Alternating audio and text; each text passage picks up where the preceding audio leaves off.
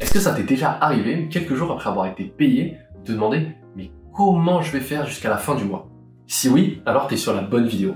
Aujourd'hui on va parler argent et plus précisément comment faire le point sur ta situation et apprendre à gérer tes revenus. C'est en regardant un reportage sur les milliards que paient les Français aux banques à cause des découvertes que j'ai un peu creusé le sujet. Si ça t'intéresse, je te mettrai le lien en description. Alors, petite question pour toi, réponds spontanément. On est 70 millions en France. À ton avis, combien sont dans le rouge chaque mois? Je sais pas moi, 1 ou 2 millions peut-être?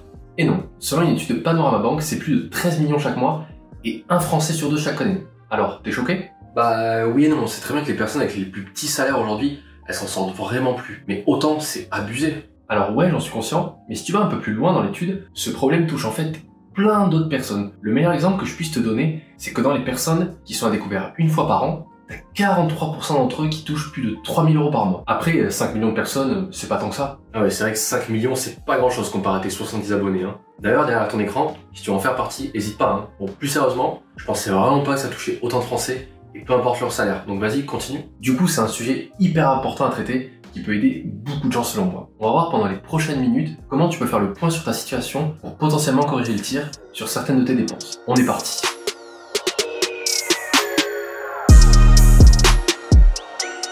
Tu te rends compte qu'on passe quand même en moyenne plus de 17 ans à l'école, que jamais personne ne nous a parlé du fonctionnement de l'argent et de sa gestion. Si tu viens de la classe moyenne comme moi, c'est généralement pas non plus le sujet que les parents abordent le dimanche à table. Juste imagine, t'as jamais fait de maths de ta vie et on te pose aujourd'hui devant le bac. Tu penses que tu vas avoir 18? Alors déjà qu'en bossant, j'avais pas du tout 18. Tu vois, la gestion de tes revenus, c'est pareil, ça s'apprend. Et c'est peut-être pour ça que c'est un sujet si tabou en France et qu'autant de gens ne s'en sortent pas forcément quand ils reçoivent leur premier salaire. Du coup, aujourd'hui, on va voir des stratégies toutes simples que tu vas pouvoir appliquer à ton quotidien pour mieux comprendre ta situation. On va suivre une règle qui sépare tes dépenses en 3 parties distinctes. Tu as les besoins, les envies et enfin ton épargne. Et chacune de ces parties va représenter un pourcentage de ton salaire. Pour illustrer cette règle, on va prendre 2 exemples. Tom, que vous avez déjà vu, et moi-même. Alors j'ai déjà fait le point avec lui, car avant il faisait n'importe quoi avec ses sous, mais depuis quelques temps ça va bien mieux. Et en plus de ça, il sera un super exemple car il touche exactement le salaire moyen français qui est de 2238 € par mois. Il cherche à épargner un peu chaque mois,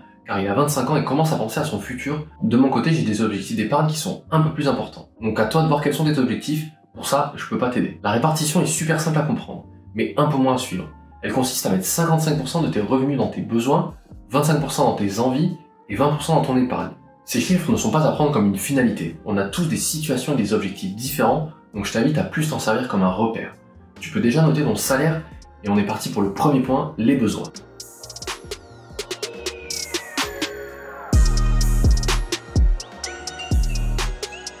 J'entends par besoin ce qui est vital dans ton quotidien.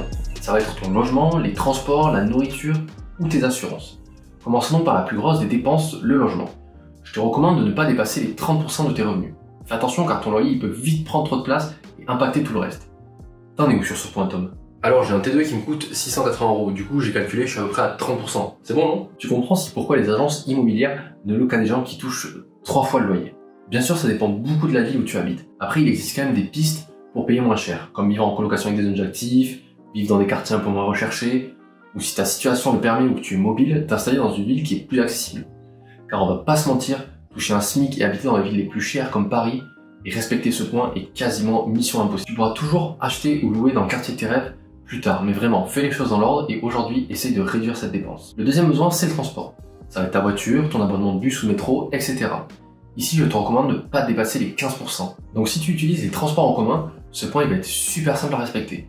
Par contre, on va un peu rentrer dans les détails pour ta voiture. Pour être logique avec tes moyens, tu ne dois pas acheter une voiture qui dépasse 35% de tes revenus annuels et ses frais mensuels, donc essence, assurance, etc. et dont le prêt ne doivent pas représenter plus de 15% de ton salaire. Ok, du coup moi je suis obligé de prendre la voiture pour aller à mon travail. Je l'ai acheté 6700 € et elle me coûte environ 280 € par mois. C'est encore ok, non? Ouais, du coup t'es un élève modèle. Elle t'a coûté 25% de ton salaire annuel à l'achat et 12,5% de ton salaire chaque mois. Personnellement, je suis en ville et je prends juste les transports en commun. L'abonnement qui me coûte 38 € représente que 1,7% de mon salaire. Après, si t'es passionné de voiture, tu pourras toujours prendre une partie du budget de tes envies, mais on en parlera plus tard. Ensuite, on en vient à la nourriture. Super important à mes yeux, il faut que tu le vois vraiment comme un investissement à long terme pour ta santé. Ici, tu peux compter entre 10 et 15% de ton budget. Avec Tom, on est pareil, on aime cuisiner. On n'est pas du tout du style à acheter des plats préparés qui au final reviennent beaucoup plus cher. Donc avec 55 € par semaine, on s'en sort largement. Et 55 € par semaine, c'est environ 220 € par mois, ce qui fait à peu près 10%. On va donc pas rentrer dans les détails pour les assurances, donc habitation et mutuelle, mais on va dire que ça représente environ 50 € par mois par personne, soit 2,5%. Du coup, on peut récapituler les besoins en quelques secondes. Tom, si tu as suivi, je suis à 44,2%. Et toi? Alors moi, si je me trompe pas, je suis à 55%. Merci, on peut vite s'y perdre. On passe du coup à notre deuxième grande partie.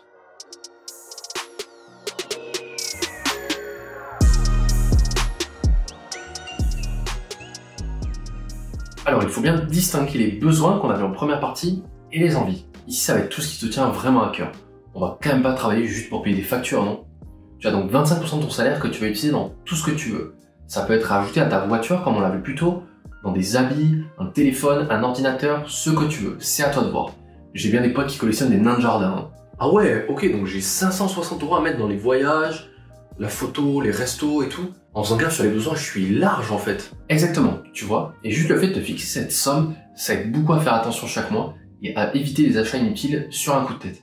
Imagine, tu veux ce nouvel appareil photo à 2000 €, et bien au lieu d'utiliser ces sous dans tout et n'importe quoi, tu sauras combien de temps il te faudra pour te l'acheter et être sérieux sur cette période. C'est carrément bien en fait. Cette méthode, elle m'apprend juste à acheter moins mais mieux. C'est dingue, tu comprends tout ce que je raconte. Après, on est une seule personne.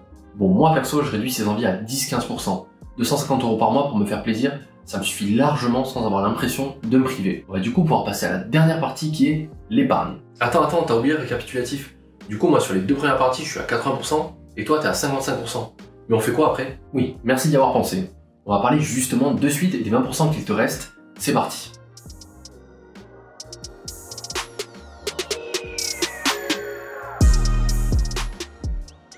Comme Tom vient de nous le dire, il lui reste 20% de son salaire et moi 45%. On va traiter cette partie de façon chronologique. Tu vas placer l'argent qu'il te reste, peu importe la somme, en 3 étapes. La première étape, elle consiste à rembourser tes dettes au plus vite. Donc si tu as des prêts étudiants ou de consommation, essaye de les rembourser avec le moins de mensualité possible. Ok, donc moi 20% de mon salaire, ça fait 450 €. Du coup, je dois tout mettre dans mon prêt étudiant? Oui, en simplifié, c'est ça. Mais le but, c'est de passer aux étapes suivantes. Ton argent va travailler pour toi. Là, cet argent te coûte encore car tu payes des intérêts à ta banque chaque mois. T'as compris le truc? Ok.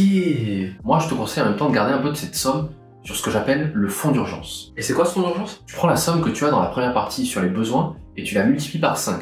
Ça te permettra en cas de coup dur, on peut tous tomber malade de demain ou perdre son travail, d'avoir de quoi t'en sortir pendant 5 mois. Ok, donc moi les 55% de mes besoins, ça fait environ 1200 €. Du coup, sur 5 mois, ça fait 6000 €. Donc en gros, je mets 6000 € de côté dans un premier temps, c'est ça? Voilà, tu mets ces 6000 € à disposition sur un livret et tu t'interdis de les toucher, peu importe la raison, c'est un fonds d'urgence. Pour tes plaisirs, tu as 25% de ton salaire, donc vraiment, j'insiste, laisse tranquille cette somme, elle peut te sauver la mise. Ok, mais plutôt tu m'avais parlé d'argent qui allait me rapporter. Oui, tu peux à ce moment-là passer à la dernière étape, les investissements. Donc je sépare les investissements en 2 catégories. Tu vas investir en toi, donc ça va te payer des formations ou encore des livres pour ton projet perso. Il te faudra des connaissances et de l'argent, donc ne néglige pas cette partie. Et enfin, celle que tu atteins et qui te rapporte directement, les placements financiers.